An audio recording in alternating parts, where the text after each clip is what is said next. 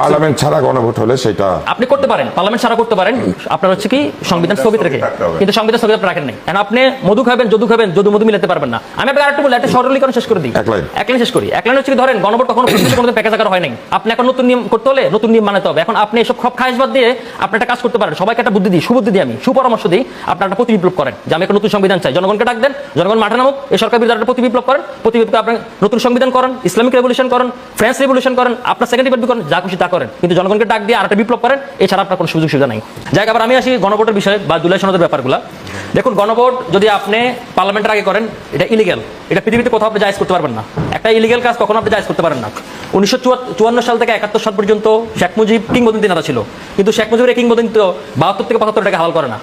7 নভেম্বরের আগে কর্নেল তাহেরের ভূমিকা, 7 নভেম্বর কর্নেল তাহেরের এটাকে হালাল জায়েজ করে না। আপনি এখন ইচ্ছা মতো আপনি জায়েজ না জায়েজ করে ফেলবেন, এটা কিন্তু পারেন আপনি।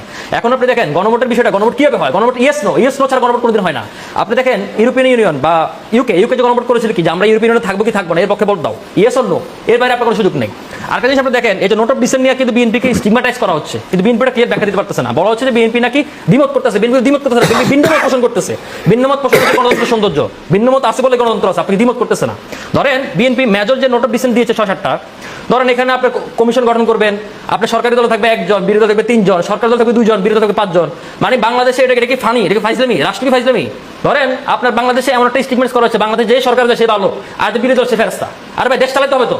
ধরেন আপনি যে এই যে অতিরিক্ত সংস্কার যে দেশ ডুবে যায়, এটা একটা উদাহরণ আপনাকে দিই। আমাদের এই যে গণঅভ্যুত্থানকে তুলনা করা কিসের সাথে, জেসমিন বিপ্লব, আরব স্প্রিং, টিউনিসিয়া 2011 সালে বিপ্লব হওয়ার পর 14 সালে তারা নতুন সংবিধান রচনা করে। নতুন সংবিধানের পরে সেই সংবিধানটা 15 সালে নোবেল পুরস্কার পায়। সেটা কি সাস্টেন করছে?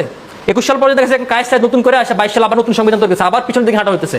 তার মানে আপনি আবার গণঅভ্যুত্থানে রক্ত দিবেন, আবার পিছনের দিকে হাঁটবেন। তার মানে আপনি সবকিছু রাতারাতি বাংলাদেশকে বানায় ফেলবেন, মানে সিঙ্গাপুর, আমেরিকা, এটা সম্ভব না।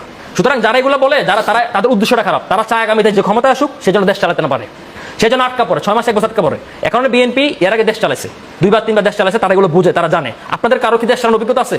ভোট করলে 500 ভোট পাবেন না, 5000 ভোট পাবেন না, এখানে আইন তৈরি করতেছেন আপনারা, পার্লামেন্ট আইন তৈরি করবে, এর বাইরে কোনো আইন তৈরি করার সুযোগ নেই। ধন্যবাদ, আপনি বেশ জোরালো বক্তব্য দিয়েছেন। প্রশ্নের উত্তর দিব তার আগে আমি একটু